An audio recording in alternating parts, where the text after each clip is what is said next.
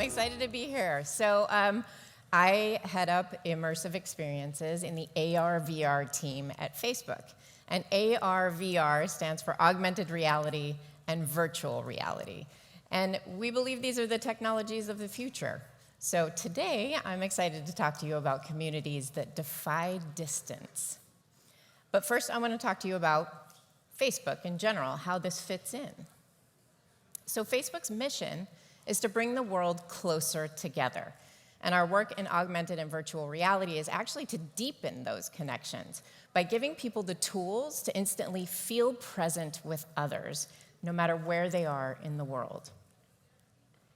So to do that, we have new category-defining hardware and software experiences that we're developing.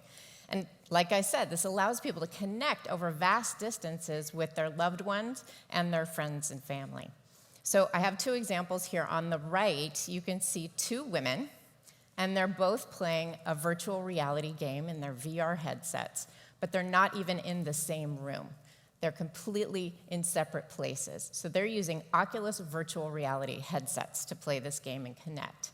On the left, you can see a family connecting over a distance, again, using Portal, which is our video calling device. So these are just a couple of the platforms and experiences that we create so that people can interact in all new ways. But today, I'm going to focus specifically on virtual reality. So the reason virtual reality is fantastic is that it gives you this sense of presence, of actually being with someone or being somewhere that you physically actually aren't, where people aren't present, where the world isn't actually there, and your body gets tricked into thinking, hey, I'm here, and you feel this incredible sense of presence. So in terms of a technology, it's incredibly powerful. And so we say that through virtual reality, we actually enable you to defy distance.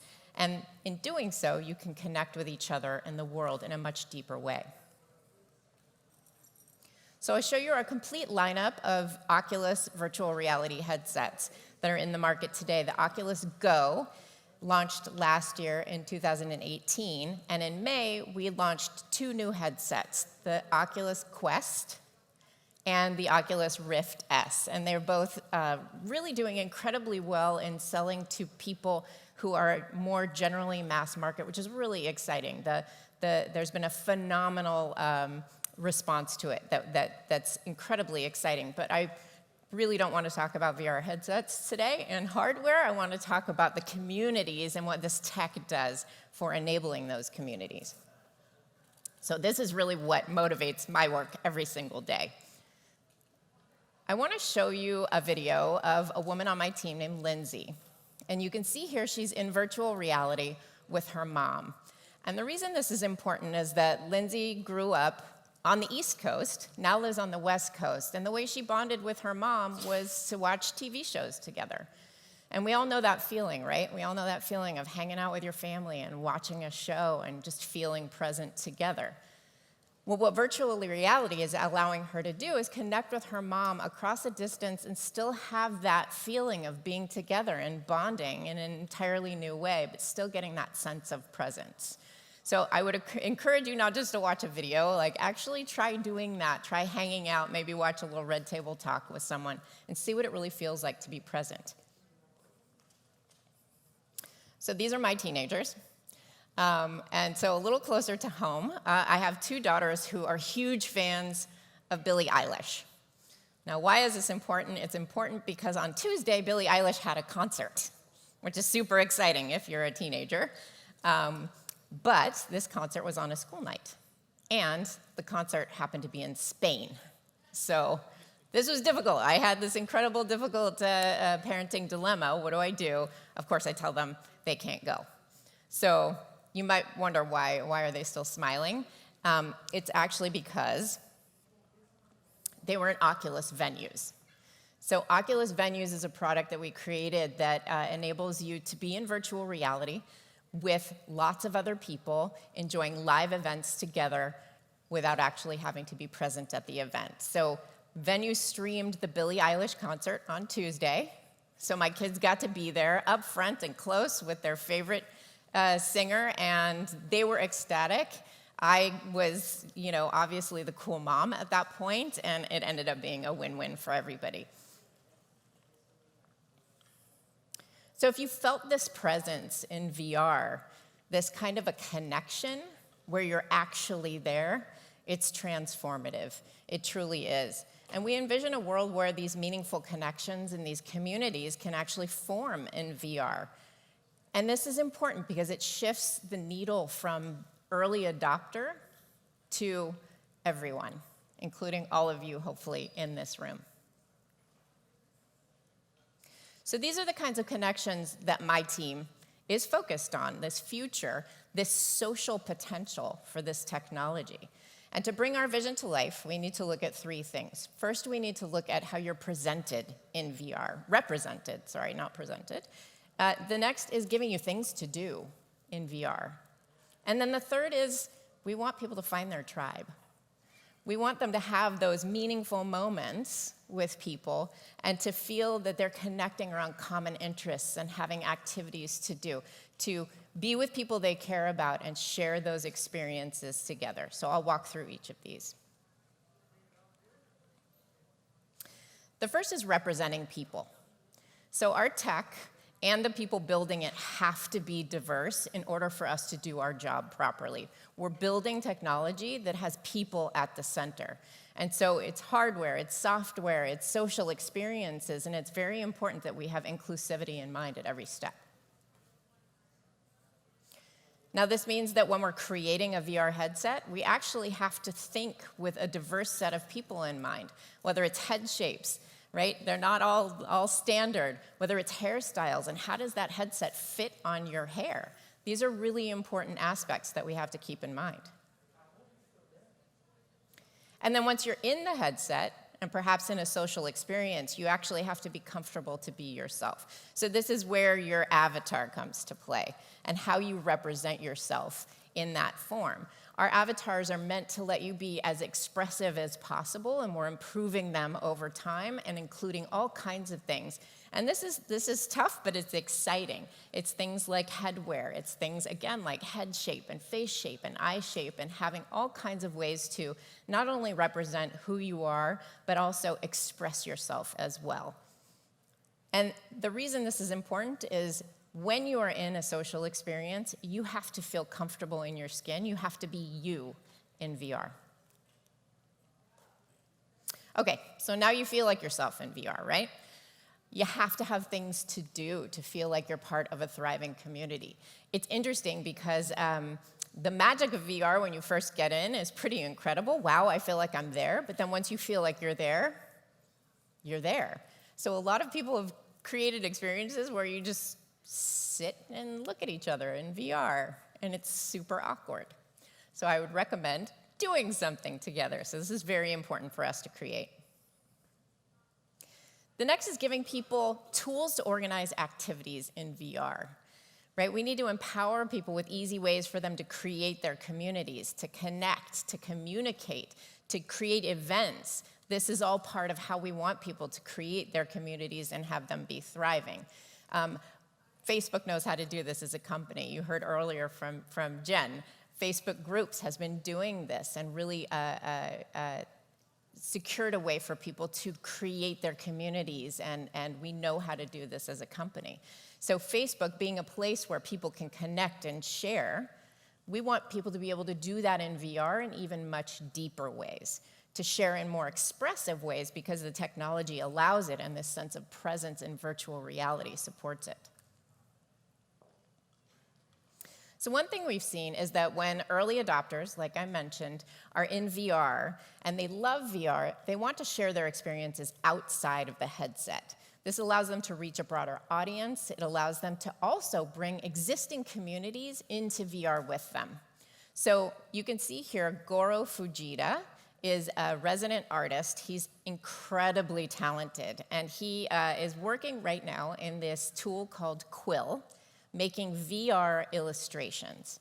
And the thing that's amazing about Quill is it allows an artist to take what's in their brain and by themselves, without a team of modelers and sculptors and animators, without this entire team, just be able to create an immersive VR illustrated experience on their own.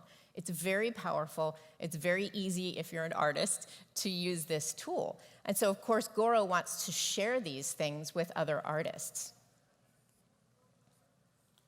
So he regularly posts tutorials on a Facebook page, on his Facebook page, but also all of these VR artists have created a Facebook page where they can come together and share their tips and tricks and techniques, and of course, share their art. So being able to find your tribe, whether it's commonplace or whether it's super quirky, is a big win, right? It feels like coming home when you find your people. So I'll share a story about Echo Mom. Echo Mom, her real name is Sonia Huskins, and her family introduced her to the Oculus Rift VR headset, and she started playing games mainly to manage her chronic pain. She got into Echo Arena, and Echo Arena is this intense multiplayer disc-throwing game that happens to be set in space, and it happens to be in zero gravity. So it's all kinds of interesting movements, and it's very intense and high-paced. She joined an Echo Arena league. She was in tournaments. She made incredibly great friends throughout this experience. And frequently, after matches, they would get together and they would hang out in the game lobby and chat and talk and just feel like they were part of a group. Well, they realized they were having so much fun, they really wanted other people to join in this. And so they started welcoming people into playing Echo Arena. They started kind of fostering this noob tribe where they would help people get up to speed in Echo Arena and really have them come and experience what it felt like as a community. And Sonia got so into this that the community named her Echo Mom. So she is now known as this OG Echo Arena player who is sort of the heart of welcoming people into the game. We're actively working on finding ways to connect people in this platform, whether it's through multiplayer games like Echo Arena, whether it's through live events like the Billie Eilish concert, or creating in VR parties and meetups where people can find their friends and then do things together. In addition, we have the ability to create physical spaces that make you feel like you're present. So you can imagine being able to create a virtual hangout for your community. You don't ever have to take the posters off the walls, right? Your community can feel a sense of ownership and a sense of pride over this place that they've created together where they can congregate. We also give our VR developers tools so that they can bring people into the experiences that they're creating and then provide ways for those people and communities to stay connected even when they're not in the headset. This is incredibly important. You want to stay connected wherever you are. So we have an Oculus mobile app where developers can actually share their latest group events and post events and then notify people when it's time to join. So that it's very convenient to know, when should I put on my headset? How can I be a part of this activity? And also see your friends, see who's gonna be there. So this is just the beginning. It's early days for this, but we know how to do it, and we're gonna keep developing these features over time. It's important for people to be able to find each other, also for them to communicate and to connect with each other. So I've shown you VR is a powerful tool to foster relationships because of this depth, because of this real sense of presence. But when you bring lots of people together, particularly people who don't know each other, there can be risks. So we have teams that are identifying and preventing abuse in virtual reality. It's important that they know how to build welcoming and inclusive experiences from the start. And it's really important to know how to safeguard people and their experiences and their environment and their spaces in virtual reality. So I'll share a little example of what I mean. Okay, so here's an avatar. Imagine this guy is in VR with you. Now, he could be a friend with his big hands leaning in for a hug, or he could be a stranger that's trying to harass you, which is not cool. We take this incredibly seriously. And whatever the situation is, we want you to feel always in control of yourself and your environment in VR. So we think about the kinds of things that will shape being and feeling safe on these new platforms. What does that look like? How can we establish healthy social dynamics so that we can create communities that are welcoming, supportive, and respectful? So I'm incredibly excited about the prospect of building VR communities. I hope it excites you as well, thinking about how this can extend to the communities that you're building and supporting. And I wanted to let you know that we are diving deep into building communities in VR at our Oculus Connect conference later this month. So we'll be diving into more details about that. It's important to note that we'll be live streaming the Oculus Connect conference in Oculus Venues. So the cool thing is that all of you here today, if you put on your Oculus Go headset or your Oculus Quest headset, you can recreate this whole experience right now and be together in VR later this month. So we're just at the beginning of building this technology, but we are imagining a future where people can come together with their communities and bring people to the center.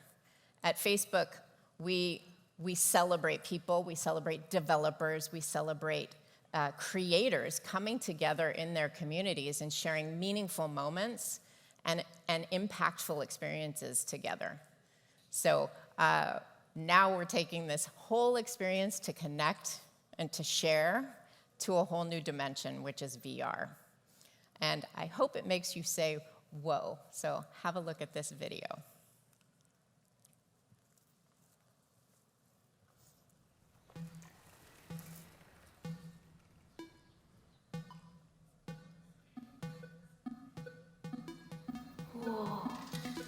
Cherry down there. Mess around. Nice. Cut up. Yeah, there you go. Whoa. Whoa. Whoa.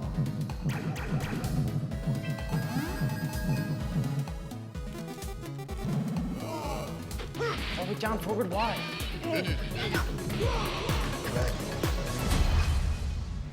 Whoa.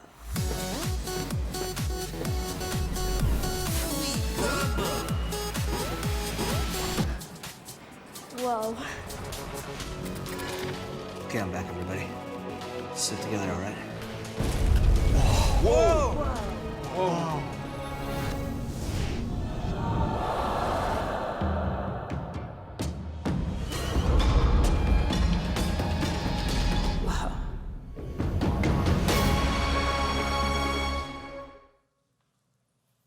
Thanks, everyone.